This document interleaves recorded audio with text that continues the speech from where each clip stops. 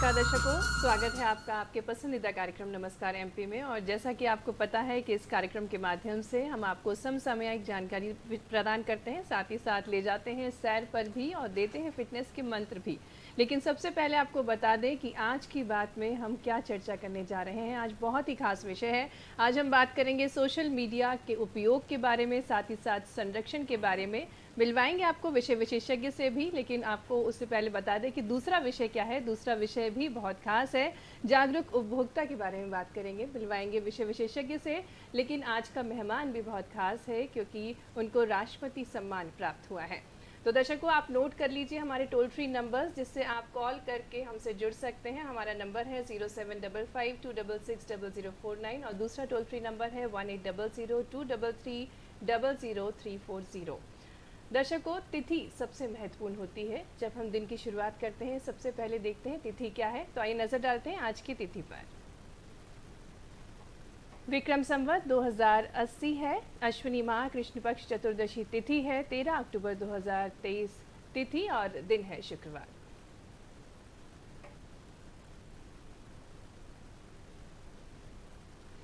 दर्शकों, इतिहास भी बहुत महत्वपूर्ण है हमारे जीवन में, क्योंकि कुछ ना कुछ खास घटित होता है हर दिन इतिहास में। तो आइए नजर डालते हैं कि आज ही के दिन क्या कुछ खास घटित हुआ इतिहास में। 1895 में भारत की क्रिकेट टीम के प्रथम टेस्ट कप्तान सीके नायडू का जन्म हुआ। 1948 में सूफी भक्ति संगीत और कव्वाली के प्रसिद्ध गायक नुसरत फतेह अली खां का जन्म हुआ। 1999 में अटल बिहारी वाजपेयी तीसरी बार भारत के प्रधानमंत्री बने और 2008 में रायबरेली में रेल कोच फैक्ट्री की स्थापना के लिए दी गई जमीन के मामले में इलाहाबाद हाई कोर्ट की लखनऊ पीठ ने यथास्थिति बनाए रखने के आदेश दिए। ये तो थी कुछ खास बातें इतिहास से जुड़ी हुई। दर्शकों, अब नज़र डालेंगे विचार पे, क्योंकि एक विचार हमारा जीवन बदल देता है। तो आइए नज़र डालते हैं क्या कुछ खास है विचार में।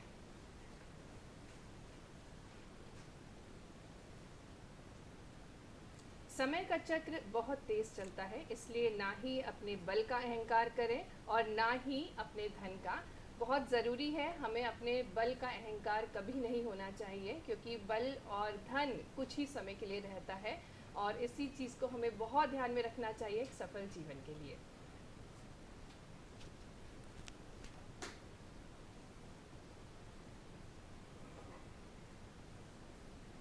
ये तो था विचार आज का। और दर्शकों, आज की बात जो है बहुत ही खास होने वाली है, क्योंकि आज हम बात करेंगे सोशल मीडिया के बारे में, सोशल मीडिया का उपयोग, साथ ही साथ सुरक्षा के बारे में बात करेंगे। हमारे साथ आज स्टूडियो में बहुत ही खास मेहमान हैं, विषय विशेषज्ञ हैं। हमारे साथ है सोनम छतवानी जी, जो कि मनोवैज्ञानिक है। मैडम, बहुत बहुत स्वागत है आपका हमारे आज के कार्यक्रम में। साथ ही साथ सोशल मीडिया इन्फ्लुएंसर हैं, बहुत ही नोन है वो, सिद्धार्थ है, सिद्धार्थ जैन। बहुत स्वागत है आपका हमारे आज के कार्यक्रम में। सोशल मीडिया की जब बात करते हैं, बहुत ही ज़रूरी हो गया हमारे जीवन में आज के समय सोशल मीडिया। सोनम मैम, सबसे पहले आपसे जानना चाहेंगे कि जब सोशल मीडिया की बात करते हैं, मुझे नहीं लगता कि आज के समय कोई ऐसा व्यक्ति होगा जो ना जुड़ा हो सोशल मीडिया से। क्या महत्व है सोशल मीडिया के? देखिए, सोशल मीडिया आजकल बहुत सारे चेंजेस ला रहा है। आप छोटी सी भी कोई रिसर्च करना चाहते हैं, किसी के बारे में पता करना चाहते हैं, तो लोग उसे ऑथेंटिक मानने लगे हैं धीरे धीरे। पहले एक डाउट सीरीज़ हुआ करती थी, अब काफ़ी चीज़ें हैं जहाँ से लोग रिसर्च करते हैं, पहले वेरीफाई करते हैं। सपोज हम एग्जाम्पल ले लें, किसी डॉक्टर के बारे में ही रिसर्च करना है या कोई मेडिकेशन ही लिखा है, तो उसे वेरीफाई करने के लिए कम से कम एक ज़रिया मिल गया है लोगों को। ऐसी बात नहीं है कि ऑलमोस्ट इन्फॉर्मेशन रॉन्ग होती है, आप राइट प्लेसेस पे जाएंगे तो आपको राइट इन्फॉर्मेशन भी मिलती है। एंड नेशनली हम जिस तरीके से कनेक्ट हैं, वो सारी चीज़ें आज हमें बता रही हैं कि डिजिटल एज में उसका अगर सही उपयोग करें तो हम कितने अच्छे से आगे बढ़ सकते हैं। बिल्कुल, बहुत चीज़ें आसान हो गई हैं सोशल मीडिया के कारण। और हमारे पास इन्फ्लुएंसर भी आज हमारे साथ स्टूडियो में है। सिद्धार्थ, आपसे जानना चाहेंगे सोशल मीडिया इन्फ्लुएंसर का काम क्या होता है? काफ़ी नोन चीज़ होती जा रही है, हर युवा आज के समय सोशल मीडिया इन्फ्लुएंसर बनना चाहता है। क्या होता है सोशल मीडिया इन्फ्लुएंसर? रितिका जी, सोशल मीडिया इन्फ्लुएंसर में सबसे इंपॉर्टेंट वर्ड है इन्फ्लुएंसर। बिल्कुल। आप जो कंटेंट क्रिएट करते हैं, वीडियोस, पिक्चर्स, जो एक लाइफस्टाइल जीते हैं सोशल मीडिया पर, उसको देखे काफ़ी सारे आसपास के लोग, भले ही वो यंगस्टर्स हों, भले ही वो बड़े लोग क्यों ना, उम्र दराज लोग क्यों ना, वो इंस्पायर होते हैं या कोशिश करते हैं कि जैसे ये कर रहा है वैसा हम करें। अच्छा, ये भी ऐसा कर रहा है, ये ट्रेंड में चल रहा है, ये ऐसे कपड़े पहन रहा है, ये प्रोडक्ट्स यूज़ कर रहा है। वो चाहते हैं कि वो आपकी लाइफस्टाइल अडेप्ट करें जो ज़िंदगी आप सोशल मीडिया पे दिखाते हैं। बिल्कुल बिल्कुल सही बात बताई कि बिल्कुल आइडल हो जाता है कि हाँ। वो हम कॉपी करने लग जाते हैं, और क्योंकि ट्रेंड एक शब्द बहुत ज़्यादा जुड़ता है सोशल मीडिया से कि वो ट्रेंडिंग हो रहा है, और वो ट्रेंडिंग की वजह से हर आमो खास उस ट्रेंड से जुड़ना चाहता है। जुड़ना सोनम चाहता मैम, आपसे जानना चाहेंगे कि इतनी फ़ैन फॉलोइंग होती है, सबसे बड़ा कारण सोशल मीडिया की लाइक्स मिलने चाहिए, लोग हमें फॉलो कर रहे हैं, और एक मोटिवेशन भी आता है। जो युवा वर्ग है वो सोचता है कि हमें ऐसे तो अप्रिसिएशन नहीं मिल रहा है, लेकिन सोशल मीडिया में जैसे ही हम एक फ़ोटो डालते हैं, पोस्ट डालते हैं, तो इतने हज़ारों लोगों का लाइक और मोटिवेशन मिल जाता है। इसके बारे में आप क्या कहें? देखिए लाइक्स तो जैसे कि सिद्धार्थ ने कहा, लाइक्स आना स्पेशली वहाँ पे है कि उसने कंटेंट अच्छा क्रिएट किया, आपने किस तरीके का कंटेंट किया, उसके लिए वो एप्रिसिएशन है। इन्फ्लुएंसर्स उस वे में सोचते हैं कि नहीं, उसका बहुत बड़ा इम्पैक्ट पड़ता है कि क्या मैं लाइक के लिए कर रहा हूँ या मैं नॉलेज के लिए कर रहा हूँ। बिल्कुल। सेकेंड पार्ट आता है, अगर आप किसी से इंस्पायर हो के एक इन्फ्लुएंसर बनने जा रहे हैं या उसका इस्तेमाल कर रहे हैं, तो आप अपने सेल्फ एस्टीम को बहुत संभाल के रखें, क्योंकि एक लाइक नहीं मिलना एक क्राइसिस के समान होता है। और आप जब नया नया शुरू करते हैं तो हो सकता है कुछ लाइक ही नहीं आए, आप बस पोस्ट करे जा रहे हैं, लोग देख रहे हैं पर लाइक नहीं करेंगे। क्यों? क्योंकि कई बार जैसे कंटेंट ऐसा होता है कि वो नहीं चाहते कि मैं क्लिक करके किसी को बताऊं कि ये वाला कंटेंट मैंने देखा था और मुझे इससे मदद मिली है। सो वो हाइड भी करते हैं अपनी आइडेंटिटी, और कई बार क्राइसिस के जोन में भी चले जाते हैं। बिल्कुल बिल्कुल। और एक और महत्वपूर्ण प्रश्न मैम, कि हर एक व्यक्ति को सोशल मीडिया पे होना क्या ज़रूरी है? सिद्धार्थ से पहले पूछना चाहूँगी कि क्या कंपलसरी है हर एक व्यक्ति को सोशल मीडिया पे अपना अकाउंट बनाना और सोशल मीडिया पे अपनी प्रेजेंस होना उनकी ज़रूरी है क्या? मेरे ख्याल से बिल्कुल नहीं। जो लोग प्राइवेटली अपनी लाइफ जी रहे हैं वो भी बड़े खुश हैं, पर हाँ, अगर आप एक ऐसे प्रोफेशन में हैं जहाँ पे आपको सोशली इंटरैक्ट करने की ज़रूरत है, जहाँ पे आप कुछ सर्विसेज सभी के लिए ऑफ़र कर रहे हैं, या एज जैसा कि सोनम मैम ने कहा कि कहीं ना कहीं इस एज में कहीं ना कहीं सब लोग अपना कुछ जो काम है, लाइक्स, अपना कंटेंट, अच्छा कंटेंट क्रिएट करना चाहते हैं, मे बी सोसाइटी में अच्छा इम्पैक्ट क्रिएट करना चाहते हैं, मे बी खुद के लिए खुद को पॉपुलर बनाना चाहते हैं। अगर आपका एक ऐसे कोई काम है जो सोशल मीडिया स्फेयर में या फिर एक सोशल सर्कल में उपयोगी साबित होता है, बिल्कुल तो ज़रूर आपको सोशल मीडिया को एज अ टूल यूज़ करना ही चाहिए। बिल्कुल। लेकिन रिक्रूटर्स हैं या कुछ लोग हैं, वो सीधे सोशल मीडिया पर ही देखना चाहते हैं कि हाँ, क्या बैकग्राउंड है, कितना एक्टिव है कैंडिडेट, ये भी एक बहुत बड़ी बात होती है। सोनम मैम, आपका क्या कहना, विस्तार से जानना चाहेंगे। देखिए, आप जिस तरह रिक्रूटर्स की बात कर रही हैं, इम्पैक्ट की बात कर रही हैं, उसमें 2-3 चीज़ों का ध्यान रखना बहुत ज़रूरी है। जैसे सिद्धार्थ ने भी ऐड किया कि हम स्टार्ट कर सकते हैं सिद्धार्थ की जर्नी से, जहाँ Siddharth and me were in one event और हम 2018 में मिले। And he was he was telling his story, अपनी लाइफ की स्टोरी इसने वहाँ पे एक्सप्लेन की।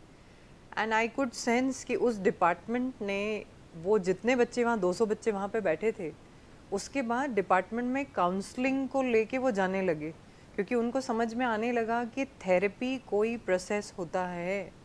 अगर वो चीज़ वहाँ नहीं होती और उसका सोशल इम्पैक्ट नहीं पड़ता, तो शायद वो अप्रोच भी नहीं होती और वो बच्चे वहाँ जाते भी नहीं। तो हम किस तरीके से उसको ले जा रहे हैं, चाहे वो थेरेपेटिक वे में हो, चाहे वो किसी और एंगल से हो, बट मिसयूज़ भी होता है।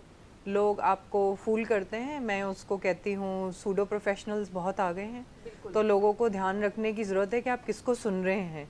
तो जो सूडो प्रोफेशनल्स हैं वो ऐसे अपना कुछ भी कंटेंट दे देते हैं, वहाँ पे आज आपने कुछ भी बता दिया, वहाँ पे जस्ट 4 स्लाइड कहीं से पढ़ के वो लोग डिलीवर करना स्टार्ट कर देते हैं। वो अनप्रोफेशनल है। तो पहले तो आप कितने ऑथेंटिक पर्सन को सुन रहे हैं, आपको ये जानना ज़रूरी है कि वो कितने ऑथेंटिक हैं। क्या ऑथेंटिक बात आपने कही, ऑथेंटिक कैसे पता चलेगा कि वो व्यक्ति ऑथेंटिक है कि नहीं? क्या देखिए, पहले तो आदमी का बोलने के बहुत सारे कंटेंट से आपको समझ में आ जाता है, प्लस आप थोड़ा रिसर्च करिए कि उनका उस एरिया में कितना अनुभव है, किस तरीके के लोगों से वो जुड़े हुए हैं, क्या वो जस्ट लाइक्स के लिए कंटेंट बोलते हैं, 4 लाइन बोल के चले जाते हैं। आप मान लीजिए सपोज देयर इज़ अ कोई डांसर हैं या कोई आर्टिस्ट हैं, तो वो अपना आर्ट फॉर्म वहाँ दिखाते हैं और वो उनके आर्ट से पता लग जाता है, उनको बोलने की ज़रूरत नहीं है कि उनकी आर्ट कितनी अच्छी है वहाँ पे। तो बस हम जाके लाइक करते हो, दिस इज़ सो नाइस, हमें अच्छा लगा ये देख के।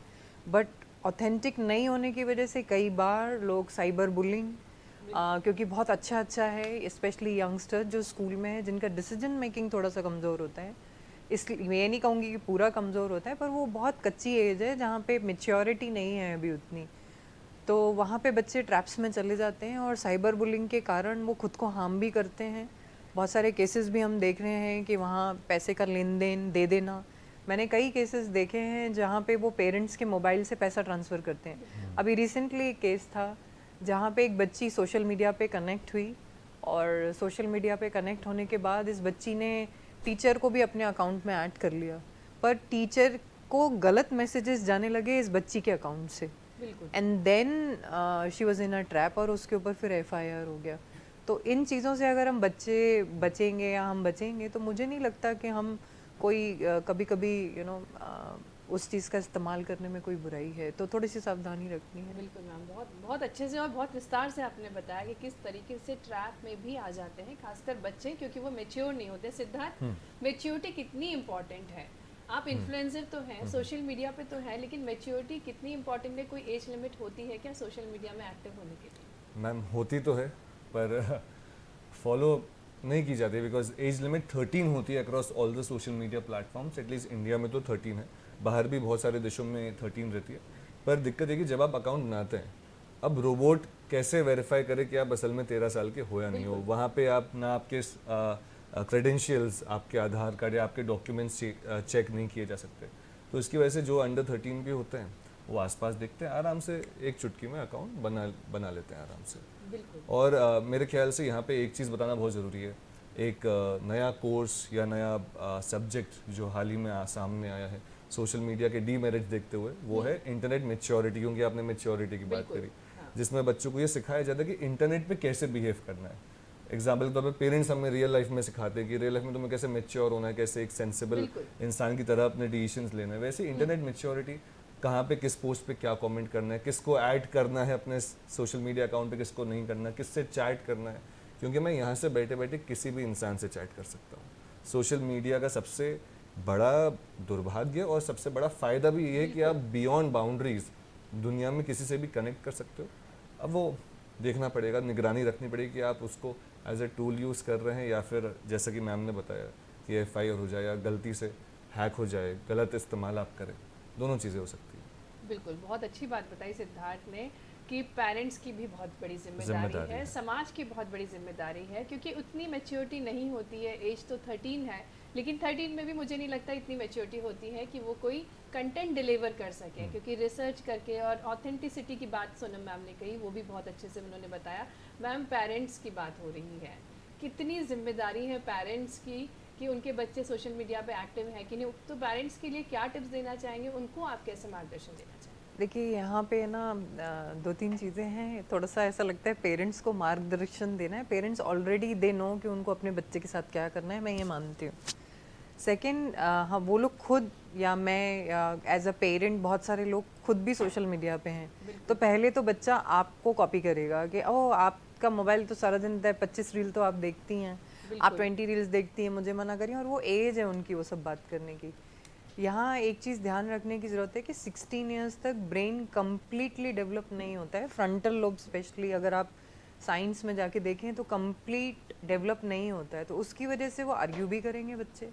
और कई बार वो बच्चों से चैलेंज ये भी आता है, पेरेंट्स के कंप्लेंट्स आते हैं कि एंग्जाइटी हो रही है, हाथ से छीन रहे हैं, तो वो इस तरीके की चीज़ें कर रहे हैं। आप उस टाइम ओवर रिएक्ट मत करिए। बिल्कुल ओवर रिएक्ट करते हैं कई पेरेंट्स, एकदम एग्ज़ाम आए तो एकदम सब कुछ बंद कर देना है, क्योंकि देखिए कुछ लर्निंग तो इन प्लेटफॉर्म्स पे ही है।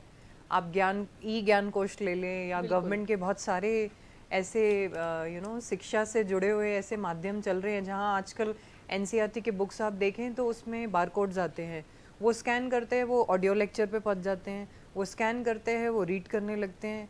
तो कई बार सोशल मीडिया का इस्तेमाल कहना या सोशल मीडिया या इंटरनेट को यूज़ करना फ़ायदेमंद ही है, पर वहाँ पे आपको एंग्जाइटी नहीं दिखानी है, आपको एंग्शियस नहीं होना है। बस आप थोड़ा पहले वेल रिसर्च रहें कि आपको बच्चे को उस उम्र में पहले से क्या बता देना है। आपको बताना है बेटा this sites are very nice, पर बच्चे मानते नहीं हैं फिर वहाँ पे। तो वहाँ पे आपको देखना है कि इनका डिसीजन मेकिंग अभी बना ही नहीं है, आप भी कम इस्तेमाल करेंगे तो वो भी नहीं करेंगे। एंड स्पेशली मैं ये देखती हूँ कि 3 साल से पहले आई कंसिडर, बहुत सारे आप रिसर्च प्लेटफॉर्म्स पे जाएंगे 3 साल से पहले किसी भी बच्चे को मोबाइल देना, it's like giving a hand grenade. आपने हैंड ग्रेनेड दे दिया उसको। बिल्कुल। और क्योंकि वर्बल कम्युनिकेशन कम है तो वो वन वे हो जाता है, और उस वजह से कई लोग हमारे पास स्पीच प्रॉब्लम्स लेके आते हैं कि मेरा बच्चा बोलता नहीं है। बिल्कुल। बच्चा बोलता नहीं है या आप बात कर ही नहीं रहे हैं, तो उसका वन साइडेड वर्ल्ड होने से वो एक डेंजरस वर्ल्ड में चला जाता है, और लेटर ऑन आपको बहुत सारे कॉन्सिक्वेंसेस देखने हो सकते हैं उसके, क्योंकि वो उम्र है जहाँ पे 3 से 5,000 शब्द आपके ब्रेन में होते हैं। बात नहीं करने से मसल्स नहीं बन रही हैं, सिर्फ वो उसी वर्ल्ड में हैं।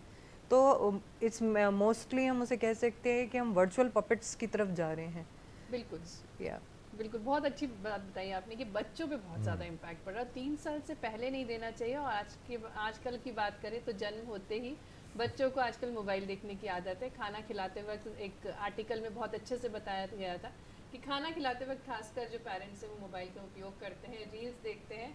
सिद्धार्थ, आपसे जानना चाहेंगे, अगर हम टाइम टेबल की बात करें, आप इन्फ्लुएंसर हैं, आप लाइव आते हैं सोशल मीडिया पर और लोग इंतज़ार करते हैं, तो क्या टाइम शेड्यूल होता है? क्योंकि मैंने देखा है लेट आवर्स में ही आप लाइव होते हैं और आपके जो फैन फॉलोअर्स हैं वो आपको ज्वाइन करते हैं। उसके बारे में थोड़ा सा दर्शकों को बताएं, और क्या प्रॉपर रूटीन होना चाहिए सोशल मीडिया पे ऑनलाइन रहने का, वो भी आप हमारे दर्शकों को बताएं। देखिए, जब आप सोशल मीडिया से घिरे हुए हैं तब सबसे ज़्यादा डर इस बात का रहता है कि आप सोशल मीडिया एडिक्ट ना बन जाएं, बिल्कुल। क्योंकि जितने भी तमाम तौर के एडिक्शंस हैं उनमें सबसे ऊपर सोशल मीडिया भी आने लगा है। बिल्कुल। फिजिकल एडिक्शन के अलावा सोशल मीडिया एडिक्शन। मैं कोशिश करता हूँ कि मैं एक साइकिल में ना फंसूँ। Being a social media influencer कई बार हमारे लिए ज़रूरी क्या हो जाता है कि मैं रोज़ पोस्ट करूँ, मैं रोज़ कोई वीडियो डालूँ, मैं रोज़ कुछ ना कुछ बताऊँ कि मैं अपनी मेरी लाइफ में कुछ बढ़िया हो रहा है, ताकि लोग उस पर रिएक्ट करें। ताकि क्या जो इंसानी दिमाग होता है वो नंबर से काफ़ी अट्रैक्ट होता है कि मेरे इतने सारे लाइक्स, इतने सारे कमेंट्स आए, मेरे 10,000, 1 लाख, 10 लाख फॉलोअर्स हो गए। तो मैं कोशिश करता हूँ कि मैं उस साइकिल में ना फंसूँ। बिल्कुल। मैं कोशिश करता हूँ कि मैं अपने हिसाब से, जब मेरा मन होगा तब मैं पोस्ट करूँगा, जब मेरा मन नहीं होगा मैं पोस्ट नहीं करूँगा। बिल्कुल। जो इंसान मेरी लाइफस्टाइल फॉलो कर रहा है, मुझे फॉलो कर रहा है, वो इसलिए थोड़ा ना कर रहा है कि मैं हर दिन एक नौकर की तरह, मैं खुद का ही नौकर, सोशल मीडिया का, मोबाइल का नौकर बन के मेरा मन नहीं है, मे बी मैं अभी रेस्ट करना चाहता हूँ, मैं अभी कंटेंट नहीं क्रिएट करना चाहता, या मैं अपने दोस्तों के साथ बैठा हूँ। तो मेरी आदत है कि जब मैं अपने दोस्तों के साथ रहता हूँ, क्लोज सर्कल में रहता हूँ, हमारे ग्रुप का रूल है, हम लोग मोबाइल रख देते हैं साइड में, साइलेंट, कोई मोबाइल यूज़ नहीं करता। बिल्कुल। तो जस्ट बिकॉज मुझे पोस्ट करना है, जस्ट बिकॉज मुझे अपने फॉलोअर्स को खुश करना है, तो मैं ऐसा नहीं करूँगा कि मैं रियल वर्ल्ड से डिस्कनेक्ट कर जाऊँगा। तो मैं कोशिश ये करता हूँ, मैं आपसे भी कहूँगा, being a social media influencer, सबसे पहली बात सबको पता है कि हाँ फेकनेस रहता है। बिल्कुल। तो अभी वो चीज़ सबको पता है, तो आप फेकनेस की जगह जितना रियल बनोगे उतना लोग आपको ज़्यादा पसंद करेंगे। और दूसरी बात, एक रोबोट की तरह फिल्टर्स का कितना यूज करते हैं सोशल मीडिया में? फिल्टर जो है वो खूबसूरत बना देता है, तो आप कितना फिल्टर्स का यूज करते हैं? देखिए, मुझे तो अपनी शक्ल पसंद है, तो मैं ज़्यादा फिल्टर्स नहीं लगाता, बिकॉज फिल्टर्स लगा के मुझे लगता है कि यार ये तो मैं हूँ ही नहीं। बिल्कुल। तो बिल्कुल। मुझे लगता है जिसको पसंद आना होगा ऐसे ही आएंगे, जिसको नहीं आना होगा। यूथ को क्या कहना चाहेंगे, फिल्टर्स कितना इम्पोर्टेंट है? मैं यही कहूँगा, फिल्टर्स बिल्कुल इंपॉर्टेंट नहीं है, क्योंकि ये फिल्टर के कारण कॉन्फिडेंस बढ़ जाता है, हो ना हो ये फिल्टर लगाने के बाद जो कॉन्फिडेंस आता है और जो वीडियोस बनते हैं, नो डाउट वो बहुत ही शानदार बनते हैं। तो क्या बोलना चाहेंगे? देखिए, कॉन्फिडेंस तो आता है, पर मेरे ख्याल से मैं कभी ये नहीं चाहूँगा कि कोई मुझे रियल लाइफ में देखे वर्चुअली देखने के बाद और ये बोले यार ये तो अलग अलग दिख रहा है। तो ये एक डिसेप्शन है, ये आप अपने फॉलोअर्स को एक डिसेप्शन दे रहे हैं। तो इससे पहले आप दूसरों को बोलें कि हाँ आप खुद से प्यार करें, पहले खुद तो आप खुद से प्यार करो। बिल्कुल। बिल्कुल, बहुत अच्छी बात है सिद्धार्थ ने बोली कि रियल वर्ल्ड से कनेक्टेड रहना चाहिए। खासकर फिल्टर्स की बात बहुत अच्छी की कि हमें रियलिटी में भी अपने आप को सोशल मीडिया में प्रेजेंट करना चाहिए, जिससे कभी कोई आम जनता मिले तो पहचान तो सके और अपने आप से प्यार करें। बहुत अच्छी बात है सिद्धार्थ आपने बताई है। सोनम मैम, अनिद्रा जो कि एक बहुत ही मेन कारण है, सोशल मीडिया देखते देखते नींद नहीं आती है और उसको देख के ही सोना है, उसके बिना नींद नहीं आएगी, ये एक बहुत बड़ा कारण है युवाओं का, या हम कह सकते हैं सभी का जो सोशल मीडिया पे एक्टिव है। देखिए, नींद तो सिर्फ सोशल मीडिया को हम ब्लेम कर देते, और अगर हम पूरी तरह से देखें तो वो एक दिन का प्रोसेस नहीं है। एक बच्चा, अभी कुछ स्टडीज़ आ रही हैं, एक बच्चा एवरेज 300 रील्स देख रहा है दिन में। बिल्कुल। तो जब आप कोई स्क्रीन यूज़ करते हैं, इस तरह आपके सामने आपका मोबाइल है और आपने इस तरह रखा है, पहले तो यहाँ वेट आ गया और आपके ब्रेन पे जाता है उसका इम्पैक्ट। सेकेंडली, जिस तरह 20 मिनट्स के बाद जिस तरह आपका ब्रेन एक ड्रग एडिक्शन की तरफ चला जाता है, सेम वे में आपका ब्रेन उस ड्रग एडिक्शन मोड में चला जाता है। थर्डली, जितना ज़्यादा आप उसको स्क्रॉल करते जाते हैं, आप वहाँ पे ना आईज ब्लिंक नहीं करते हैं। तो आईज ब्लिंक नहीं करते हैं, तो कल वर्ल्ड आईसाइट डे भी था, अगर आप वहाँ बहुत ध्यान से देखें तो पानी नहीं है, वहाँ पानी नहीं होता है आईज में, और आईज ड्राई होती चली जाती हैं। और ड्राई होने के कारण आपको आंखों में तो प्रॉब्लम होगी, आपकी आईज जो आप ब्लिंक नहीं कर रहे हैं तो ब्रेन का रिलैक्सेशन सिस्टम फेलियर की तरफ भी जा सकता है। तो आप जितना ज़्यादा इन सब चीज़ों का इस्तेमाल करेंगे, आप अपनी बॉडी को पहले नुकसान पहुंचाते हैं, रादर आप किसी और एरिया में देखें। क्योंकि बच्चों को ये पता नहीं होता है और कॉन्स्टेंटली वो अंधेरे में देखते हैं, और अंधेरे में देखने से तो बिल्कुल ब्लिंकिंग नहीं हो रही और वो इस तरह अलर्ट रहते हैं, तो उनकी मेमोरी, कंसंट्रेशन, एंग्शियस होना, स्लीपलेस नाइट्स, कई बच्चे सोते ही नहीं हैं, 8-8 दिन से बच्चे सोते नहीं हैं। और जब बच्चे 8 दिन नहीं सोएंगे, 4 दिन नहीं सोएंगे, तो 5वें दिन उठ के वो चिल्लाएंगे आपके ऊपर, किसी को मारने की कोशिश करेंगे। आप देखिएगा बच्चे एकदम रिएक्ट कर रहे हैं, इम्पल्सिव हो जाते हैं। बिल्कुल। तो impulsiveness is one of the reason, क्योंकि आप सोए नहीं हैं। आधी बीमारियां तो अच्छी नींद ले लेंगे तो ऐसे ही चली जाती हैं। It's very simple. बिल्कुल सही बात है। एक ज़माना था जब नॉवल पढ़ के सोते थे बच्चे लेकिन डिजिटल मीडिया आने के कारण, सोशल मीडिया आने के कारण बहुत सारा डिस्ट्रप्शन भी रहता है। जो आर्टिकल्स पढ़ रहे हैं लेकिन पॉपअप आ गया कुछ और का, तो दिमाग तुरंत डाइवर्ट हो जाता है। सोनम मैम, इसके बारे में क्या कहेंगे? फोकस कितना बिगड़ा है यूथ का खासकर? देखिए, फोकस तो ऑब्वियसली यूथ बोलें या कहीं भी बोलें, फोकस डाइवर्ट करने के लिए वहाँ बहुत सारी चीज़ें हैं। बिल्कुल। आप फोकस कहते किसे हैं कि लगातार किसी एक चीज़ को देख सकें तो वो एक दिन में हो जाए। कई लोग आते हैं ऑफिस में, एग्ज़ाम टाइम है या उनको कोई इंटरव्यू फेस करना है या वो कोई बड़ी एग्ज़ाम की तैयारी कर रहे हैं, या बोले मैम मेरा है ना कंसंट्रेशन और फोकस बहुत ख़राब है आजकल, आप मुझे ना 2 सेशन में ऐसा क्विकली उसे सिखा दीजिए। सी, एक्सपीरियंस हैं बहुत सारी चीज़ें। आप फोकस और अटेंशन एक दिन में नहीं बना सकते, आपको उसके लिए कंसिस्टेंटली डिसिप्लिन को फॉलो करना होगा। आप डिसिप्लिन जो है वो थोड़ा सा आपको ऐसे रिस्ट्रिक्टेड लगता है, जैसे कि लोग अपने लिए कुछ सेट करते हैं, मैं सुबह ना 1 घंटे वॉक पे जाऊं, या मैं 1 घंटा आर्टिकल लिख लूं, या मैं 1 घंटा ये कर लूं। उसमें से आज वो अगर 5 मिनट नहीं कर पाते हैं तो वो उसको दुख ज़्यादा होता है उन्हें। आप उन्हें नेक्स्ट मोमेंट पूछेंगे कि आपने आज क्या अच्छा काम किया, तो बोले कि आज मैंने कुछ अच्छा नहीं किया है शायद।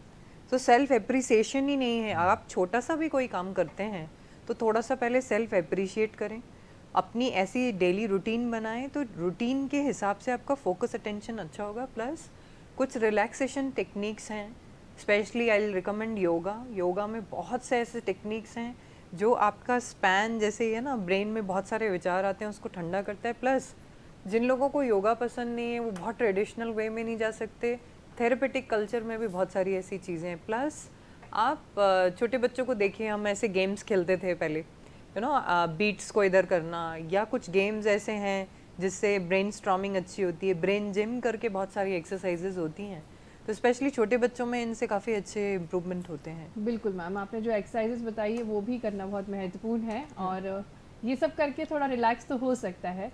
सिद्धार्थ से भी हम चर्चा करेंगे, लेकिन आज दर्शकों आपको बता दें आज विश्व दृष्टि दिवस भी है। आइए इसी पर विस्तार जानकारी के लिए जुड़ते हैं। हमारे साथ कॉल पर जुड़ेंगी नेत्र रोग विशेषज्ञ डॉक्टर विनीता रमनानी जी। विनीता जी, स्वागत है आपका हमारे आज के शो में।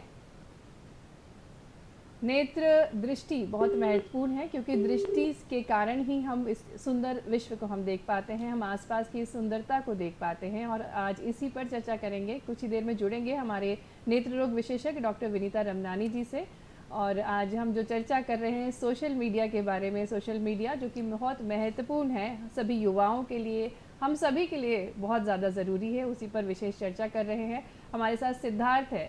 सिद्धार्थ, आपसे जानना चाहेंगे कि जो आपकी ट्रेंडिंग रील्स हैं उसको आप फेमस बनाने के लिए या ट्रेंडिंग करने के लिए क्या कुछ करते हो? देखिए, एज अ क्रिएटर अगर मैं कहूँ, ऑडियो बहुत ज़रूरी है। ट्रेंडिंग ऑडियोज़ होते हैं, ऑडियोज़ के ज़रिए आपकी रील्स, क्योंकि अगर एक कोई गाना है, कोई ऑडियो है जो पूरे भारत में ही सुना जाता है, तो वहाँ पे फिर आप उस ऑडियो को यूज़ कर सकते हैं। दूसरा मेरे ख्याल से काफ़ी क्रिटिकल हो जाता है, आपकी नीश क्या है, मतलब किस तरह की ऑडियंस आप केटर कर रहे हैं। क्या आपकी ऑडियंस पेरेंट्स है, क्या आपकी ऑडियंस कॉलेज गोइंग स्टूडेंट्स है, क्या आपकी ऑडियंस ऐसे लोग हैं जो वर्किंग क्लास में हैं, जो अपने ब्रेक्स के बीच में आपके वीडियोस देखेंगे। ऑल्सो डेमोग्राफी, आप अर्बन एरियाज़ को टारगेट कर रहे हैं, आप रूरल एरियाज़ को टारगेट कर रहे हैं, कैसी भाषा का इस्तेमाल कर रहे हैं, क्या आप रीजनल भाषा यूज़ कर रहे हैं। अगर मैं बुंदेलखंडी में कुछ कहूँ तो मुझे पता है ये वीडियो बुंदेलखंड में सबसे ज़्यादा चलेगा, तो वहाँ पे मुझे आइडिया है कि लगभग 20-25 लाख लोग हैं, तो मुझे लग रहा है कि हाँ यार इस हिसाब से लोग देख लेंगे। तो आपकी niche and your type of content, and third आ गया लैंग्वेज, किस लैंग्वेज में आप डिलीवर कर रहे हो। इस पे काफ़ी डिपेंड करता है कि आपका कंटेंट कितना ट्रेंडिंग पे जाएगा या नहीं जाएगा। एंड लास्टली कंसिस्टेंसी, कितना लगातार आप वो कंटेंट क्रिएट करते हो। मैं अगर 2 हफ्ते में एक बार कोई कंटेंट का पीस निकाल रहा हूँ, शायद हो सकता है कि वो उतना वायरल ना जाए, पर अगर मैं हर हफ्ते कोई एक पीस निकाल रहा हूँ एक फिक्स्ड इंटरवल में, तो सामने जो फॉलोअर है उसको ज्ञात हो जाता है कि आज संडे, अच्छा आज इसका वीडियो आने वाला है। बिल्कुल, जिस तरीके से हम लोग इंतजार करते हैं। और किसी उत्पाद को भी आप लोग बहुत प्रमोट करते हैं, तो उस पर रिसर्च कितना करना जरूरी है और उसके फीचर्स कैसे आप डिजाइन करते हो सारी चीजें? देखिए, जब उत्पाद की बात आती है, कमर्शियल वर्ल्ड की बात आती है, तो 2022 में एक मार्केटिंग कंपनी की रिसर्च थी जिसमें बताया गया था कि इंडिया में लगभग 80 मिलियन सोशल मीडिया इन्फ्लुएंसर्स हैं, और उन 80 मिलियन में से जो वो चीज़ प्रमोट करते हैं, तो इंडियन कंज्यूमर्स 34% इंडियन कंज्यूमर्स उनके द्वारा प्रमोट किए गए प्रोडक्ट्स को यूज़ करते हैं। बिल्कुल। तो सोशल मीडिया इन्फ्लुएंसर्स कह सकते हैं एक तरीके से अभी मैक्रो और माइक्रो इन्फ्लुएंसर्स में डिवाइड होते हैं, और वो कमर्शियल वर्ल्ड को चला रहे हैं अपने कंधों पर, क्योंकि जैसा मैंने शुरुआत में कहा था, लोग आम जनता उनके हिसाब से अपनी चॉइसेस क्रिएट करते हैं। बिल्कुल। अब जहाँ तक बात है कि जो उत्पाद को कैसे करें, मेरा तरीका क्या रहता है कि मैं पहले ट्राई करता हूँ।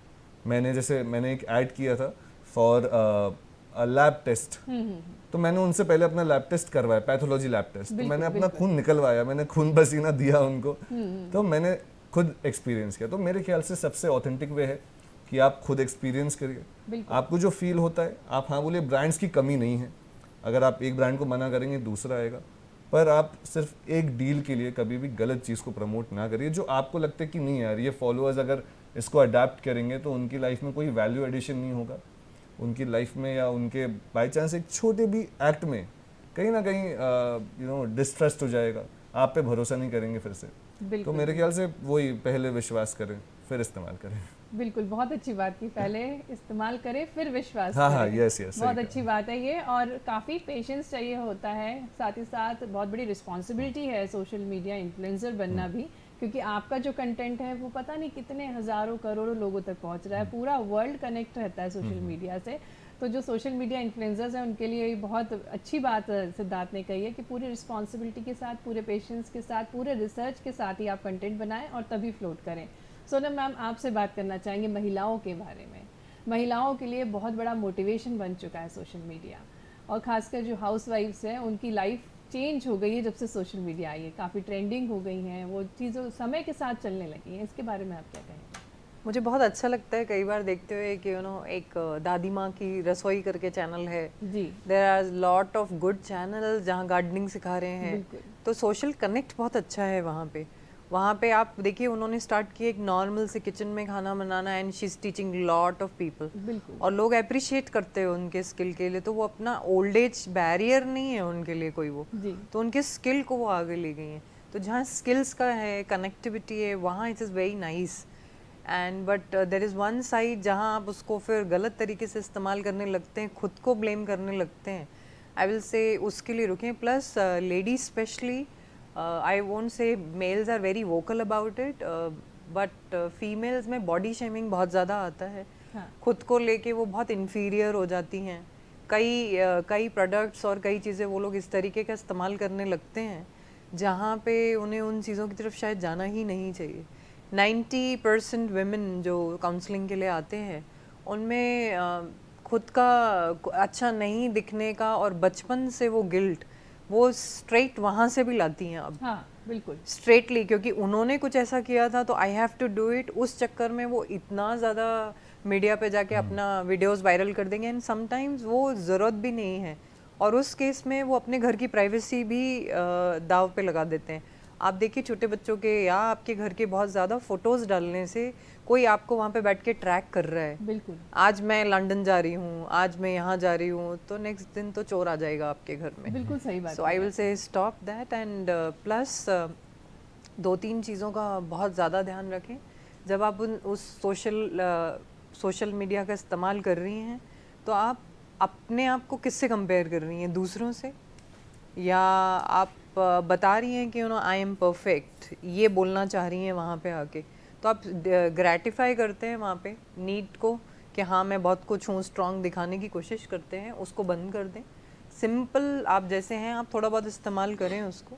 प्लस अगर आप कुछ अच्छा काम कर रही हैं, आज देखिए बहुत सारे प्रोडक्ट्स हैं, बहुत सारी चीज़ें हैं, बड़ी इंडस्ट्री है जिसको लेके लोग आगे हैं। बिल्कुल। सो आई विल से आप अपना एम्पावरमेंट किसी भी वे में दिखा सकते हैं, बट थोड़ा सा ख्याल रखें अपना। बिल्कुल सोनम मैम, कैसे सुरक्षा रखें अपने आप की सोशल मीडिया पे, इस पे आपने बहुत अच्छे अपने विचार व्यक्त किए। सिद्धार्थ, छोटी सी टिप, कैसे अपने अकाउंट को सेफ रखना चाहिए, क्योंकि पब्लिक कर देते हैं अकाउंट जिससे फॉलोअर्स बढ़े, तो क्या टिप देना चाहेंगे? टिप सबसे पहले मैं यही देना चाहूँगा कि जब भी आप अपने अकाउंट को पब्लिक करते हैं, it is very important to realize कि आपका जो क्लोज सर्कल है और क्लोज या प्राइवेट डिटेल्स हैं उनको पोस्ट ना करें। अगर आप एक पब्लिक फिगर हैं तो पब्लिक फिगर की तरह रहें, वो आपका पब्लिक सर्कल है, वहाँ पे अपनी प्राइवेट डिटेल्स पोस्ट ना करें। प्राइवेट के लिए आप अलग से एक प्राइवेट अकाउंट बना लीजिए, उसमें आपके क्लोज सर्कल को ऐड कर लीजिए, फैमिली को ऐड कर लीजिए, but publicly you have to be very selective. बहुत अच्छे से आपको देखना पड़ेगा कहीं आप अपनी लोकेशन तो नहीं डाल रहे हैं। जैसा मैम ने कहा, कहीं बाहर घूमने जा रहे हैं तो चोर को तो पता चली जाएगा कि इसके घर पे कोई नहीं है, या फिर आपके आसपास के नज़दीक के लोग, उनके बारे में बहुत ज़्यादा इन्फॉर्मेशन आप डाल रहे हैं। मुझे शायद पसंद होगा कि मेरे बारे में कोई लिखे, बट हो सकता है मेरे दोस्तों को नहीं पसंद कि मेरे प्रोफाइल के जरिए उन तक लोग पहुंच जाएं। कई बार ऐसा था कि मैं अपने दोस्तों या अपने करीबी दोस्तों के साथ फोटो डालूं अगर, तो उनकी प्रोफाइल तक भी मेरे फॉलोअर्स पहुंच सकते हैं, और फिर आपको पक्का नहीं पता कि वो कैसा बिहेव करेंगे, बिकॉज सोशल मीडिया एक अनजान नगरी है। बिल्कुल आप नहीं जानते अच्छे से, आप एक एक इंसान को ट्रैक नहीं कर सकते। तो पहला private details. Second, 2 factor authentication एक फीचर होता है ऑलमोस्ट हर एप्लीकेशन, सोशल मीडिया एप्लीकेशन में, जिससे अगर कोई और आपके ऐप पे या आपके अकाउंट पे लॉगिन करने की कोशिश करता है तो उसको पता चल जाता है। आपके पास एक OTP आएगा, जब तक वो OTP आप किसी और को नहीं बताओगे तब तक कोई और आपके अकाउंट में लॉगिन नहीं कर पाएगा। सो इसको ज़रूर ऑन कर लीजिए, 2 फैक्टर ऑथेंटिकेशन। तो ये दो चीज़ का अगर आप ख्याल रखेंगे तो मेरे ख्याल से आप सेफ थोड़ा बहुत तो ज़रूर रह पाएंगे। बिल्कुल बिल्कुल, सिद्धार्थ ने बहुत अच्छी टिप्स दी, और इन फीचर्स को अगर हम अडाप्ट करते हैं तो हमारे जो सोशल मीडिया अकाउंट्स हैं उनमें हम सेफ्टी बनाए रख सकते हैं, और ख़ासकर जो हम इतने सारे लोग जुड़ते हैं जिनको हम नहीं जानते हैं, उनसे भी हमें सुरक्षा मिल सकती है। और बहुत अच्छी बात ये कही कि हम कहीं जाते हैं, बहुत सारी चीज़ें हम लोग शेयर करते हैं, तो वो हमें पब्लिक नहीं करना चाहिए, उसके लिए हमें प्रोफेशनल अकाउंट बनाना चाहिए और पर्सनल अकाउंट बहुत डिफरेंट रखना चाहिए। सोनम मैम, चलते चलते खासकर युवाओं को, महिलाओं को, या सभी लोगों को आप क्या संदेश देना चाहेंगी, खासकर सोशल मीडिया से जुड़ा हुआ? देखिए, वर्चुअल वर्ल्ड है, पहली चीज़ वर्चुअल वर्ल्ड है, पपेट्स नहीं बनिए वर्चुअल वर्ल्ड के, उसका इस्तेमाल कीजिए, ग्रो करिए, वहाँ पे अपने प्रोडक्ट्स को आगे ले जा सकते हैं हम वहाँ से। एंड उसके हमें बोलते हैं ना, हमें स्लेव्स नहीं बनना है, बोलते हैं ना कि हम अपने माइंड के स्लेव्स होते हैं, हम सोशल मीडिया के स्लेव्स नहीं बने। यही मैसेज देना चाहूँगी मैं। बिल्कुल। सिद्धार्थ, चलते चलते आप क्या बोलना चाहेंगे? मैं बस यही कहना आपके चाहूँगा, इतने सारे फॉलोअर्स हैं, सब देख रहे होंगे, आप क्या संदेश देना चाहेंगे दूरदर्शन के माध्यम से? मैं यही कहना चाहूँगा कि जो आप असलियत में हैं वही सोशल मीडिया पर रहें। अगर वैसे रहेंगे तो लोग आपको ज़्यादा पसंद करेंगे, बनावटी रहेंगे तो लोगों को पता चल जाएगा। इसलिए जैसे हैं वैसा सोशल मीडिया पर रहे। और दूसरी बात, जो आपके फॉलोअर्स हैं, प्लीज़ ध्यान रखिए कि आपका हर एक्शन उनकी लाइफ में किसी ना किसी तरह से इम्पैक्ट डालता है। जी, बहुत अच्छी बात है आपने बताई। धन्यवाद सोनम जी, धन्यवाद सिद्धार्थ, आपने सोशल मीडिया के बारे में हमारे सभी दर्शकों को बहुत ही जागरूक किया, और उसके किस प्रकार से उपयोग कर सकते हैं, कैसे सुरक्षा रख सकते हैं अपने अकाउंट्स की, इसके बारे में भी आपने विस्तार से बताया। बहुत बहुत शुक्रिया आप सभी का, आप दोनों का। दर्शकों, पर्यटन भी बहुत ज़रूरी है, आइए आपको लेकर चलते हैं एक खूबसूरत सी जगह सैर पर।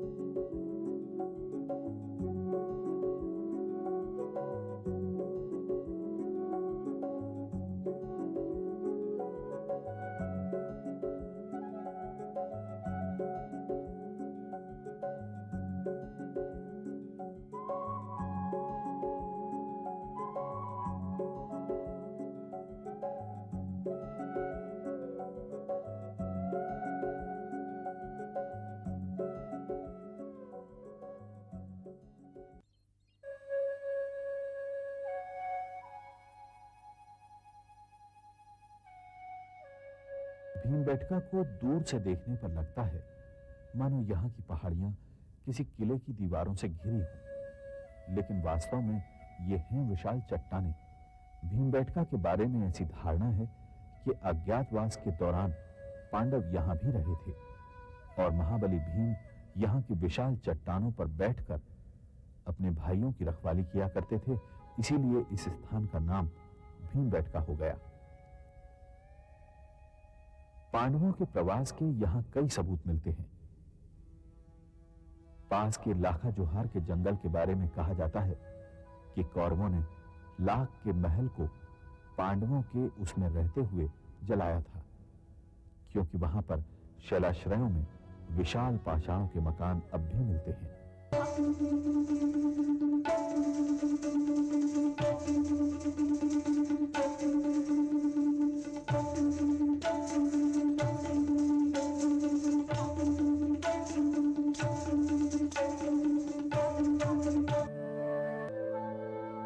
इतिहास पर यकीन किया जाए तो यहां सबसे प्राचीन शैलचित्र मध्याश्म युग के हैं।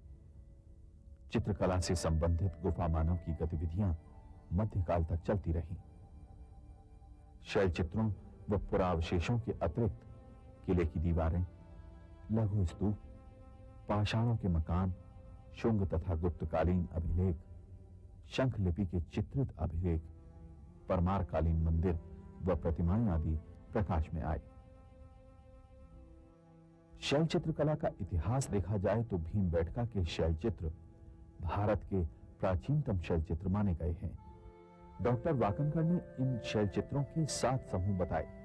उनमें से 5 समूह भीमबेटका क्षेत्र के अंतर्गत आते हैं, जो भारतीय पुरातत्व सर्वेक्षण यानी Archaeological Survey of India Bhopal मंडल के अंतर्गत संरक्षित हैं।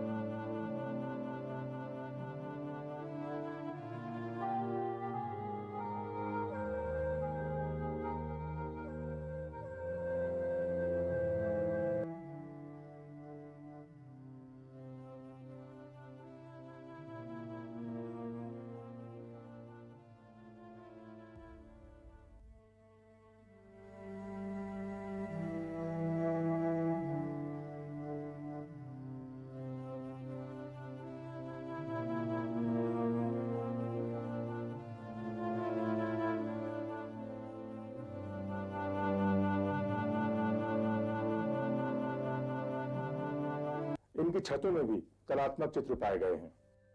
सर्वेक्षण के अंतर्गत इस क्षेत्र में लगभग 750 शैलाश्रयों की खोज की गई है, जिनमें लगभग 500 शैलाश्रयों में विभिन्न युगों के चित्र हैं। ये शैलचित्र जंगली पेड़ पौधों से ढके रहने के कारण ही आज सुरक्षित रूप से देखे जा सकते हैं। ये शैलचित्र प्रमुख रूप से लाल गेरू, सफेद खड़िया और हरे रंग से बनाए गए हैं। इन चित्रों में शिकार के दृश्य, नृत्य करती आकृतियां, पशु पक्षी तथा जानवरों को चराते मानव आदि देखने को मिलते हैं। शैलाश्रयों में चित्रों की कई परतें देखी जा सकती हैं, जो विभिन्न युगों की कला को प्रदर्शित करती हैं। इन चित्रों का वर्गीकरण मध्याश्म, ताम्राश्म तथा इतिहास युगीन वर्गों में किया गया है।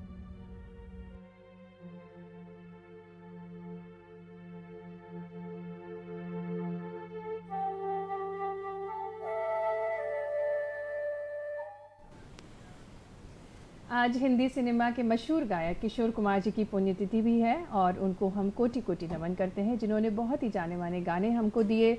एक लड़की भीगी भागी सी, छेड़ो ना मेरी जुल्फे जैसी मधुर गाने हमें किशोर कुमार जी ने दिए। उनकी आज पुण्यतिथि है, उनको हम नमन करते हैं। कोटि कोटि नमन है किशोर कुमार जी को, जो कि हिंदी सिनेमा के मशहूर गायक, बेहतरीन कलाकार थे। दर्शकों, आज एक और महत्वपूर्ण विषय आज जागरूक उपभोक्ता के बारे में भी हम बात करेंगे। साथ ही साथ हमारे साथ आज मेहमान भी हैं। हमारे साथ मेहमान हैं अक्षता शर्मा जी। बहुत बहुत स्वागत है अक्षता हमारे आज के कार्यक्रम में। साथ ही साथ हमारे साथ आज कानूनी सलाहकार हैं ऐश्वर्या गुप्ता। स्वागत है ऐश्वर्या हमारे कार्यक्रम में। आज हम बात करेंगे जागरूक उपभोक्ता के बारे में। सबसे पहले ऐश्वर्या आपसे बात करेंगे, जागरूक उपभोक्ता, कितने जागरूक हैं उपभोक्ता, क्या कहता है कंज्यूमर एक्ट?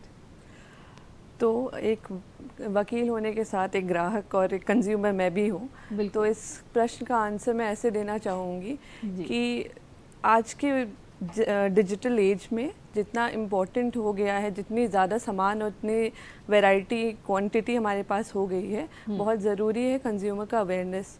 कंज्यूमर को बहुत ज़रूरी है, जिसके लिए कंज्यूमर एक्ट प्रोटेक्शन एक्ट 2019 आया है। ये इसे रिफाइन किया गया है, जिसमें अब डिजिटल एज और बाकी जितनी तमाम ई कॉमर्स ऑनलाइन आपके प्रोडक्ट्स हैं और सर्विसेज है वो आपके ज़्यादा रेगुलेट हो गए। 1986 का जो एक्ट था वो उस समय के इंडस्ट्रियलाइजेशन और वो उस समय के मैन्युफैक्चरर और कंज्यूमर को देख के बनाया गया था।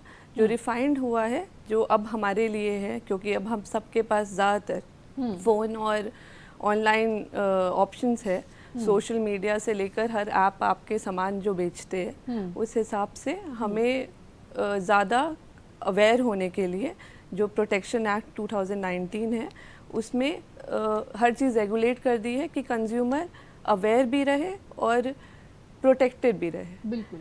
तो जैसे ये शो है, इस तरह के शो जागो ग्राहक जागो शोज़, इस तरह के बहुत सारे शोज़ हैं जिसके थ्रू आई थिंक गवर्नमेंट भी बहुत ट्राई कर रही है कि हर इंसान अवेयर रहे अपने राइट्स के बारे में। बिल्कुल। ऐश्वर्या, क्या कुछ पता होना चाहिए? कोई भी उत्पाद जब हम खरीदने जाते हैं, आप तो कानूनी सलाहकार हैं, आपको अपने राइट्स पता होते हैं, लेकिन एक आम व्यक्ति को कौन सी चीज़ें पता होनी चाहिए जब वो कोई प्रोडक्ट खरीदने जाता है?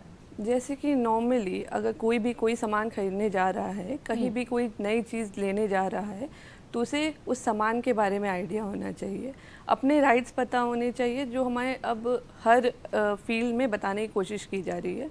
आपको उसकी क्वांटिटी, क्वालिटी, उसमें ISI मार्क है कि नहीं, वो सर्टिफाइड है कि नहीं, ये तो नहीं कि कोई सस्ते के उसमें गलत प्रोडक्ट दे रहा है। जो अब गवर्नमेंट बहुत कोशिश कर रही है कि ये सब रेगुलेट कर पाए। बिल्कुल। आपने ISI मार्क की बात करी और ऐसे कई सारे मार्क हैं जिसको देखकर प्रोडक्ट लेते हैं और उसके बारे में जानकारी भी है उपभोक्ताओं को, लेकिन उसकी वैधता की अगर बात करें तो उसके बारे में भी विस्तार से जानना चाहेंगे। BSI का नाम हम बहुत सुनते हैं, ISI का नाम हम बहुत सुनते हैं, उसके बारे में आप बताएं। तो BSI आपका ब्यूरो ऑफ इंडियन स्टैंडर्ड, ये भी आपका 1986 में पहली बार आया था, जो समय समय पे आपका रिपील होके उसको बेटर करा जाता है हर समय के ज़रूरत से। तो 2016 में इसको फिर से वो किया गया था, जिसमें हमने मैंडेटरी हो गया था ISI मार्क, जिसमें वो मार्क बेसिकली हर प्रोडक्ट के पीछे लगा रहता है, एक ट्रायंगल मार्क होता है जिसमें आप जो सर्टिफाई करता है कि इस प्रोडक्ट को विभिन्न टेस्टिंग और उसके साथ आपको लाया गया है। तो वो आपको किसी तरह आपको उसकी क्वालिटी प्रॉब्लम और उसमें कोई भी कंज्यूमर को किसी भी तरह से इफेक्ट नहीं करना चाहिए, वो होता है जो मैन्युफैक्चरर को तभी मिलेगा जब उनके हर कंप्लायंसेस पूरे हो गए। हमारे साथ एक कॉलर जुड़े हैं जबलपुर से, अशोक जी हैं। जी अशोक जी, स्वागत है आपका, आप अपना प्रश्न पूछ सकते हैं। अशोक जी, आप हमें सुन पा रहे हैं? जी अशोक जी। ऐसे हम कोई भी सामान खरीदने जाते हैं कुछ भी, तो उसका रेट अधिक रहता है या कम होता है। जैसे कि कोई सामान 15 का खरीदना है तो वो क्या करते हैं कि अक्सर वो 16 का दे देते हैं या 20 का दे देते हैं, तो उसका कैश में वो हम कैसे लें, या नहीं दे रहे हैं तो किससे शिकायत करें, और ये कितने दिन में इसका निपटारा हो जाएगा, तो गवर्नमेंट इसमें कितने दिन तक क्या कर लेगी, ये सब पता होना चाहिए। वैसे मोबाइल नंबर, फ़ोन नंबर देना चाहिए अधिकारियों का, बिल्कुल, जिससे क्या तत्काल निवारण होता है। बिल्कुल अशोक जी, बहुत अच्छा प्रश्न है। जी अशोक जी, बहुत ही अच्छा और सबके लिए अच्छा क्वेश्चन है। कंप्लेन कहाँ कर सकते हैं? मेन मुख्य क्वेश्चन है कि अगर उनको शिकायत है तो कहाँ संपर्क करना ये कंज्यूमर प्रोटेक्शन एक्ट के अंदर अब ईमेल आईडी और हेल्पलाइन तो है ही। अगर आपको तुरंत शिकायत करनी है, जैसे ईमेल आईडी आपका है national consumer helpline.in, जिसमें आप अपना वो कर सकते हैं, या आप टोल फ्री नंबर पे कॉल कर सकते हैं 1800114000। इस पे आप कॉल करके अपने कोई भी प्रॉब्लम अगर किसी उससे है आपको तो आप कह सकते हैं। पर अगर आपने कोई सामान खरीद लिया है और आपको कुछ प्रॉब्लम लग रही है तो आप कंज्यूमर फोरम में कंप्लेन करेंगे। वो खरीदने के 2 साल तक ही वैलिड होगा। अगर आपके पास रिसिप्ट है तो आप लेटर के साथ आप एक लेटर लिखोगे। पहले आप जिससे सामान खरीदा है उससे आप कोशिश करोगे वार्तालाप करने का, आप एक नोटिस भेजोगे। इन सब किसी चीज़ में वकील की कोई ज़रूरत नहीं है। ये इस तरह बनाया गया है कि आप अपने आप से स्वयं अपनी सहायता कर पाओ और किसी बीच में मीडियम आके आपके लिए वो चीज़ लंबी ना हो जाए। तो कंप्लेन आप लेटर के साथ अपने बिल को ऐड करके 2 साल के अंदर आपके कोई भी पास में फोरम है। पहले होता था कि जहाँ पे मैन्युफैक्चरर है आपको उस जुरिडिक्शन में जाना पड़ेगा, पर अब आपका जहाँ भी आप रहते हो आप वहाँ फोरम में ये दोनों लेटर लेकर जाओगे, या तो ईमेल करेंगे आप या तो फैक्स करेंगे। और ईमेल आईडी भी अगर आप बता पाते हैं, या हम ईमेल आईडी वेबसाइट पे आपके मेंशन है। ऑल्सो हर ब्रांच में अलग अलग उसके जुरिडिक्शन से होगा, और उसमें आप आपको जब लेटर भेजोगे या आप स्वयं देने जाओगे तो आपको एक एक्नॉलेजमेंट लेटर मिलना चाहिए। वो आपको मिलेगा, आप वो और अपने लेटर जो आपने भेजा है उसकी कॉपी रखोगे। आपको विदिन 1 महीने के अंदर 21 दिन के अंदर आपको आ जानी चाहिए उसका रिस्पॉन्ड कि आपको क्या वो हमारे साथ एक कॉलर जुड़े हैं, ऐश्वर्या भोपाल से हैं। स्वागत है आपका सर। आप हमें सुन पा रहे हैं? आज हमारे साथ मेहमान भी हैं, राष्ट्रपति सम्मान जिन्हें प्राप्त किया है अक्षिता शर्मा। अक्षिता, बहुत बहुत स्वागत है आपका। बहुत जय हिंद और बहुत बहुत धन्यवाद कि आपने मुझे आपके शो में आमंत्रित किया। जी, अक्षिता, जानना चाहेंगे आपके बारे में। अभी हाल ही में आपको राष्ट्रपति सम्मान भी प्राप्त हुआ है, पूरे मध्य प्रदेश के लिए गर्व की बात है। आपसे जानना चाहेंगे आपके बारे में। सर्वप्रथम जय हिंद, और मेरा नाम अक्षिता शर्मा है। मैं सरोजनी नायडू कन्या महाविद्यालय, जो कि पूरे मध्य प्रदेश का सरकारी सर्वश्रेष्ठ कॉलेज है, वहाँ की छात्रा रही हूँ। मैं राष्ट्र सेवा योजना की बात करूँ जिसके लिए मुझे पुरस्कार प्राप्त हुआ है, मैं विगत 5 वर्षों से राष्ट्र सेवा योजना से जुड़ी हुई हूँ। और राष्ट्र सेवा योजना से जुड़ के विगत 5 वर्षों में मैं विगत सामाजिक गतिविधियों में अपनी सहभागिता देते आ रही हूँ, और अभी उसी के लिए मुझे 5 वर्ष पूर्ण के बाद मुझे ये राष्ट्रपति पुरस्कार मिला है, जिसके लिए मैं बहुत बहुत आभारी हूँ। बिल्कुल। कैसे शुरुआत हुई? आप समाज सेविका हैं और आपने काफ़ी सारा कार्य किया है पर्यावरण संरक्षण के लिए। कोविड के समय आपने काफ़ी कुछ काम किया है। कैसे शुरुआत हुई आपकी इस सफ़र की? जी मैम, सबसे पहले मैम कॉलेज के प्रथम वर्ष में जब मैं कॉलेज में एडमिशन लिया मैंने, तो मैंने देखा कि सब लोग मतलब एक जगह ग्रुप बना हुआ है और वहाँ पर कुछ बच्चे मतलब बैठे हुए हैं और वहाँ पे कुछ क्लास चल रही थी। तो मैं वहाँ पे गई और वहाँ पे एक्चुअली समोसे बट रहे थे। तो कुछ हम फ्रेंड्स थे तो हम गए और हमने देखा चलो कुछ तो चल रहा है, वहाँ समोसे तो मिलेंगे एटलीस्ट। तो हम लोग चले गए वहाँ पर। फिर मैंने वहाँ पे जो हमारे सीनियर वॉलेंटियर्स थे वो कुछ बातें बता रहे थे एनएसएस के बारे में। तो मुझे वहाँ से जब मैंने सुना कि मैं एज अ स्टूडेंट हो के भी मतलब समाज के साथ जुड़ सकती हूँ, मुझे कोई ऐसे किसी प्रोफेशन की ज़रूरत नहीं है किसी की हेल्प करने के लिए, मैं एज अ एक वॉलेंटियर हो के बहुत जगह अपना मतलब सहभागिता दे सकती हूँ। तो सबसे पहले मैंने कॉलेज में फिर एनएसएस ज्वाइन कर लिया। फिर मुझे धीरे धीरे पता लगने लग गया कि मैं कैसे किन किन मुद्दों पर काम कर सकती हूँ। तो हम लोग जैसे कि राष्ट्र सेवा योजना के स्वयं विभिन्न जागरूकता फैलाते हैं, जैसे एड्स जागरूकता हो गई, मतदाता जागरूकता हो गया, ब्लड डोनेशन हो गया, या ये विभिन्न प्रकार की जितनी भी गतिविधियां जिससे जो लोग जिनको नहीं है अवेयर वो हमारे थ्रू अवेयर हो पाते हैं। और हम लोग जैसे ज़रूरतमंद हैं, जैसे किसी को ब्लड की रिक्वायरमेंट है या फिर कोई वुमेन परेशान है या फिर कोई बच्चा है, जैसे चाइल्ड लेबर हो गया, हम लोग चाइल्ड्स के ऊपर भी काम करते हैं, जैसे चाइल्ड लेबर हो गए या फिर चाइल्ड मैरिज हो गई। तो हम इन सब मुद्दे पर भी काम करते हैं और इसको हम कोशिश करते हैं कि जितना रोक पाएँ रोक सकें। बिल्कुल अक्षिता, बहुत अच्छे से बताया। कौन है आदर्श आपका? कोई एक रोल मॉडल जिसकी वजह से आपने ये सब पहल की हो? मैम, मैं निजी जीवन की व्यक्तिगत रोल मॉडल की बात करूं तो वो मेरी मदर रही हैं। शुरुआत की मेरी जो शिक्षा रही है बचपन से मम्मी ने ही पढ़ाया मुझे, तो उन्होंने मुझे इतना सशक्त बनाया कि अपने ऊपर इतना डिपेंडेंट हो जाओ कि किसी और की ज़रूरत ना पड़े। और मैं राष्ट्र सेवा योजना की सफ़र की बात करूं तो मेरे सबसे बड़े रोल मॉडल रहे हैं श्री राहुल सिंह परिहार सर, जिनको हम राष्ट्र सेवा योजना के वाइट टाइगर्स भी बोलते हैं, जो हम सभी राष्ट्र सेवा योजना योजना को वाइट टाइगर के रूप में खड़ा करते हैं कि आप भी, जैसे मैंने रिपब्लिक डे परेड भी करी है 2020 में, तो सर ने ही मुझे इतना मोटिवेट किया था कि आप कर सकते हो, तो मैंने उनके ही द्वारा, मतलब उनके मार्गदर्शन पे चलकर यहाँ तक मैं यहाँ पहुँची हूँ। बिल्कुल, बहुत अच्छी बात है। और माँ तो वाकई में हमारे परिवार में बहुत महत्वपूर्ण हिस्सा रहती हैं और बेटियों को आगे बढ़ाती हैं। साथ ही साथ आपके राहुल सर का भी बहुत योगदान रहा। आपसे जानना चाहेंगे आपके अचीवमेंट्स के बारे में। आपको कई सारे अवार्ड्स भी प्राप्त हुए हैं, उसके बारे में आप विस्तार से बताएं। जी मैम, सबसे पहले तो कॉलेज में जब मैं एडमिट हुई थी उसके फर्स्ट ईयर में मैंने यूनिट कैंप, हम लोग एक यूनिट कैंप होता है जो कि कॉलेज लेवल का कैंप होता है, तो वैसे मैंने सबसे पहले 7 डेज़ कैंप किया जो कि हमारा एक ग्राम में लगा था, सूखी सेवनिया। तो उस कैंप में मैंने 7 डेज़ अपना बिताया और बहुत कुछ वहाँ मुझे सीखने के मिला। जैसे हम एक गोद ग्राम को अडॉप्ट करते हैं तो उस ग्राम में जैसे भी जो भी समस्या होती है, जैसे रोड वहाँ की ख़राब है या फिर शिक्षा प्राप्त नहीं हो रही है, तो हम उन मुद्दों पर काम करते हैं और पहले उस गांव पे ही हम काम करते हैं कि हम इसमें क्या चेंजेस ला सकते हैं।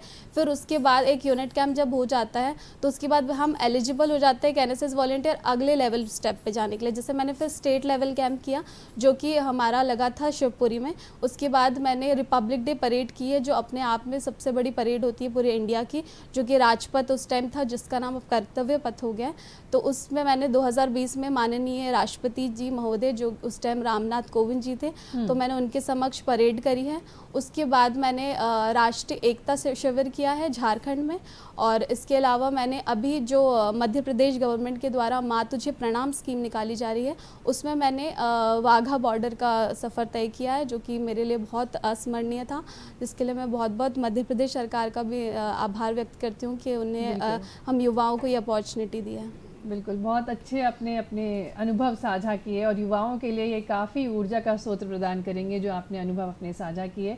दर्शकों, आज हमने बहुत ही खास विषयों की जानकारी आपको प्रदान की। पहली जो चर्चा थी वो सोशल मीडिया पे थी और दूसरी बात करी हमने जागरूक उपभोक्ता के बारे में। साथ ही साथ मिलवाया आपको हमने राष्ट्रपति सम्मानित अक्षिता से भी। दर्शकों, चलते चलते आपसे अपील करना चाहेंगे कि आप वोट ज़रूर दें। वोट की जो डेट है वो निर्धारित हो चुकी है और 17 नवंबर को आप सभी को वोट देना है आपके अधिकारों के लिए। और इसी के साथ हम आपसे लेंगे इजाज़त। आप दोनों को हम धन्यवाद देना चाहेंगे। ऐश्वर्या, आपको हम धन्यवाद देना चाहेंगे, आपने हमारे सभी दर्शकों को उपभोक्ता फोरम के बारे में बताया। साथ ही साथ अक्षिता, आपने अपने अनुभव साझा किया, आपको विशेष धन्यवाद। दर्शकों, इसी के साथ हम आपसे इजाज़त लेंगे। नमस्कार।